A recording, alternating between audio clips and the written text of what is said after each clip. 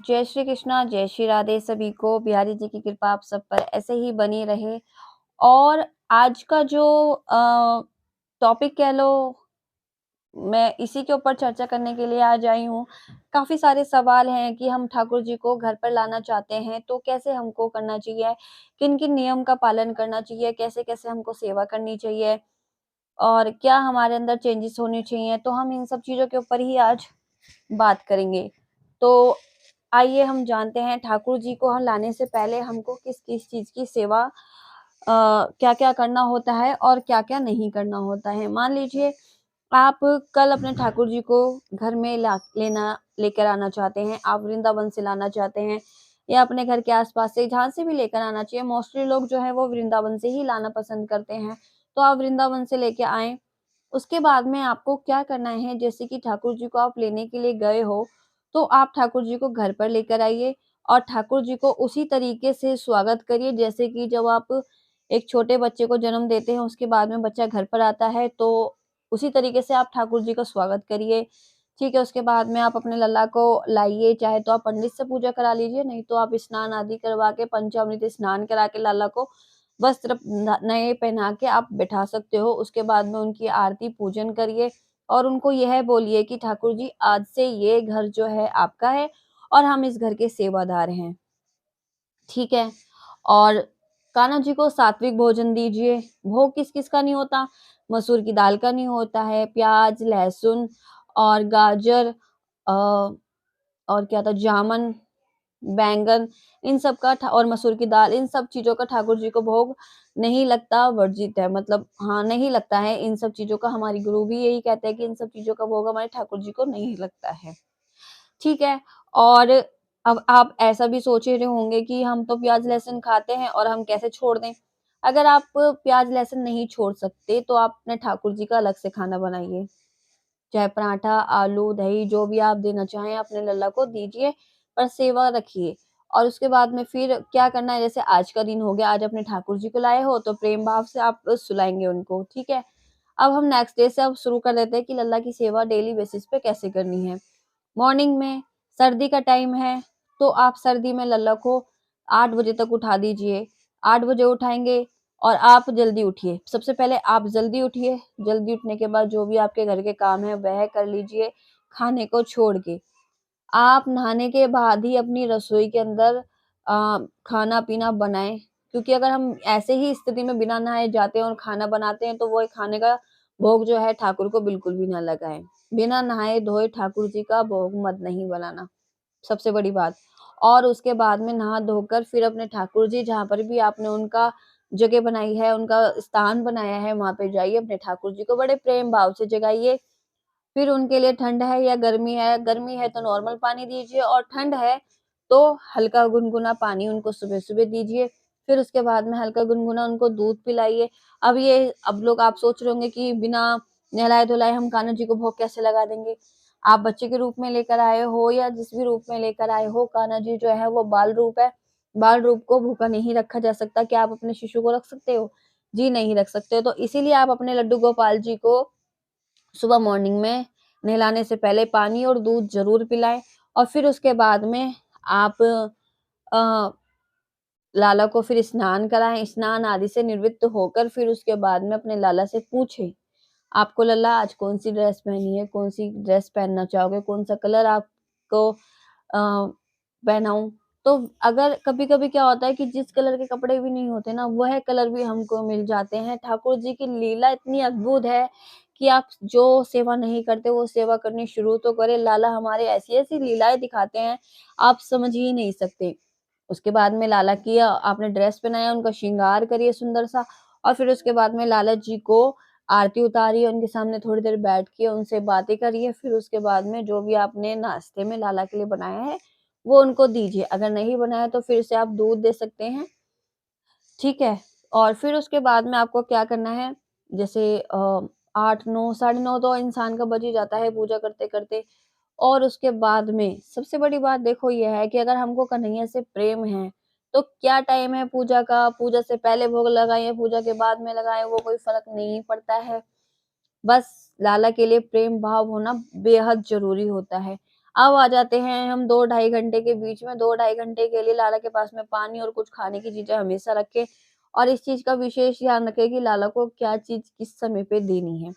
अब आ जाते हैं हम आफ्टरनून में भी यही करना है कि आपको खाना जो है सात्विक भोजन बनाना है और उसके बाद में कान्हा जी को आपको आचमन करवाकर आपको खाना खिलाना है, अपने हाथों से खिलाना है। भाव ऐसा बनाइए आँख बंद करके कि अपने ठाकुर जी को हमारे ठाकुर जी हमारे हाथ से खाना खा रहे हैं। ठीक है, उसके बाद में आपका 2 ढाई बजता है, अपने लाला को आप लोग सुलाइए, शयन कराइए 2 ढाई घंटे के लिए, 2 घंटे के लिए शयन कराना बहुत ज़रूरी है क्योंकि बच्चे को नींद आती है। और फिर उसके बाद में आप अपने लल्ला को 5 या साढ़े 4 बजे जब भी उठाते हैं फिर उठाइए, उठाने के बाद में आप लल्ला को प्रेम से उठा के फिर वही बिस्किट, दूध, पानी जो आप देते हैं वो आप दीजिए।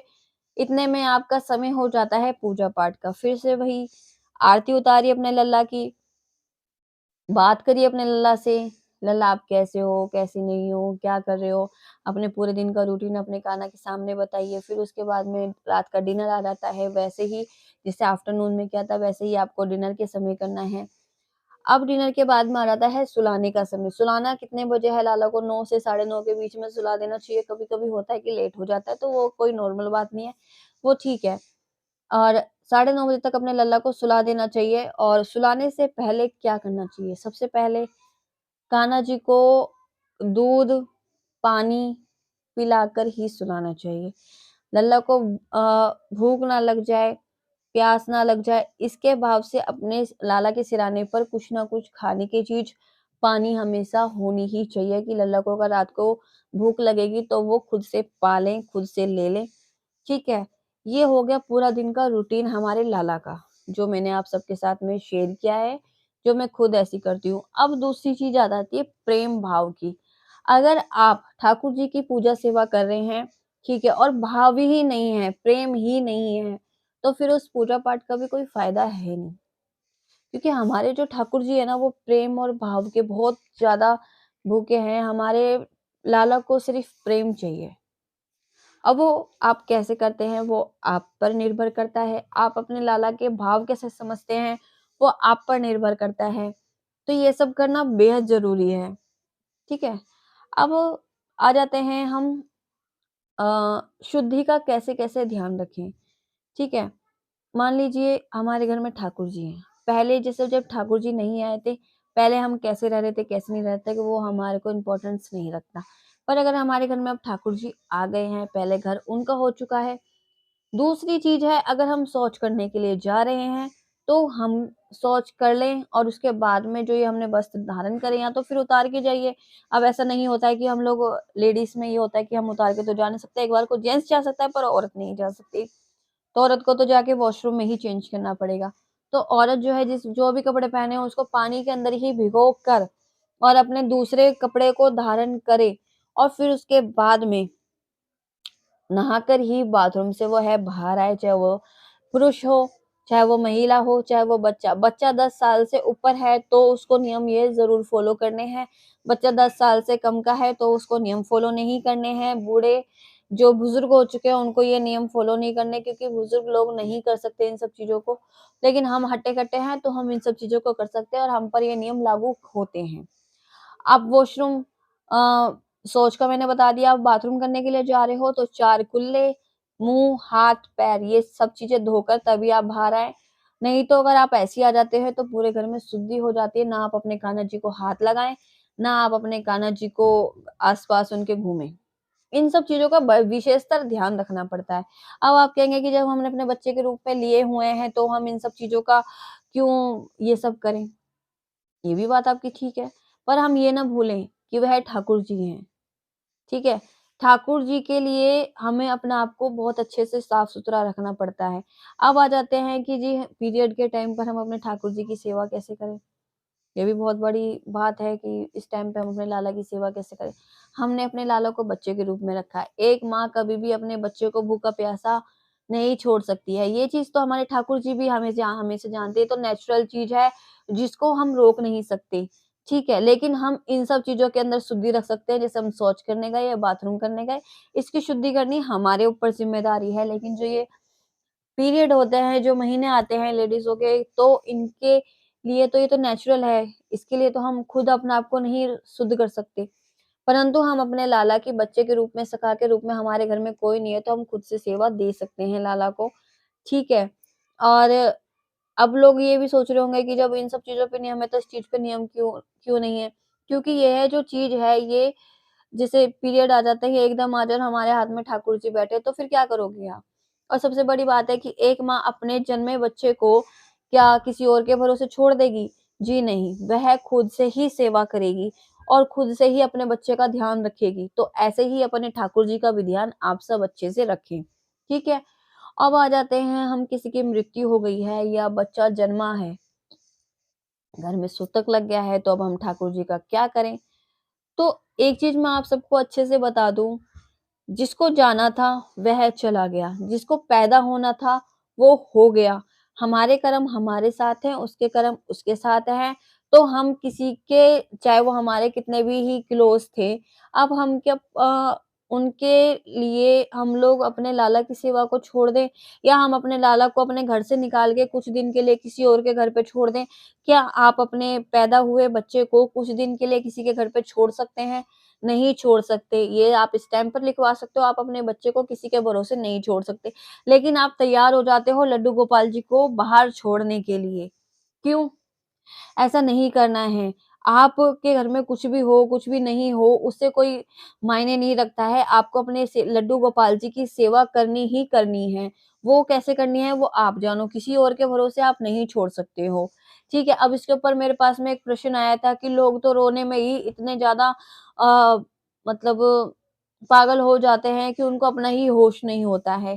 पहली बात तो अगर आप उनके लिए रो रहे हो, तो सबसे बड़ी बात है कि उनके लिए रोने पे आप उनकी दुर्गति उठा रहे हो।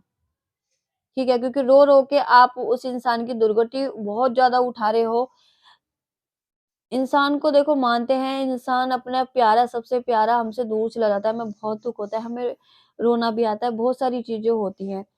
लेकिन अब एक बात बताओ, अगर किसी के रोने से वो इंसान वापस आ जाता, तो सब लोग रोकर ही उसको बुला लेते।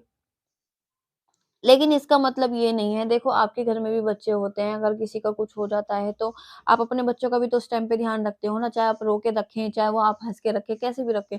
ऐसे ही आप अपने लड्डू गोपाल जी का रखिए ना, अगर आपने बच्चे के रूप में लिया है तो। उसको प्रेम करिए, आप उसको प्रेम करना कैसे भूल जाते हो, वो छोटा-सा शिशु है।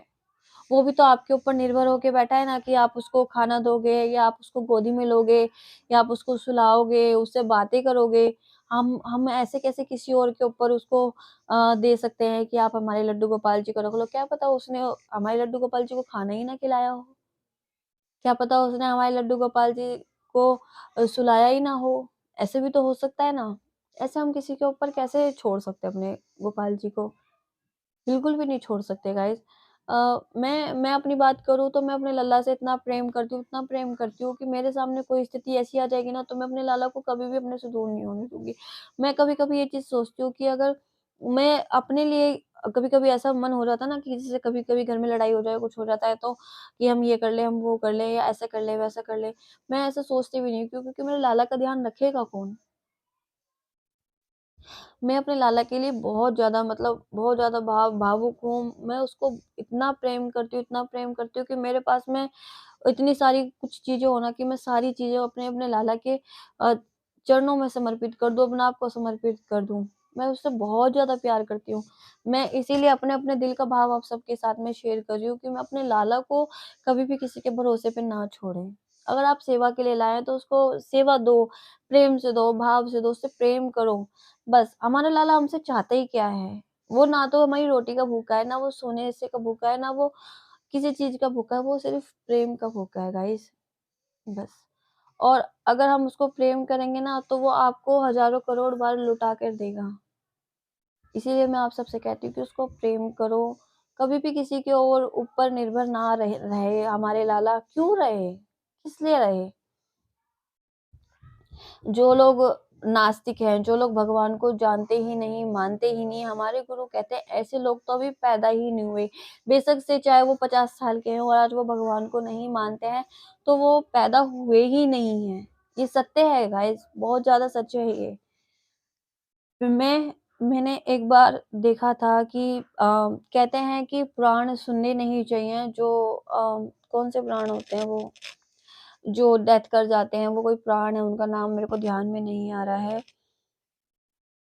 गरुड़ पुराण, हाँ, गरुड़ पुराण जो है मृत्यु के बाद में क्या होता है, तो एक बार मैं ऐसे ही देख रही थी कि इंसान की मृत्यु के बाद में क्या होता है, ठीक है? तो उसमें पता है क्या बताया जा रहा था कि अगर हम अपने लाला को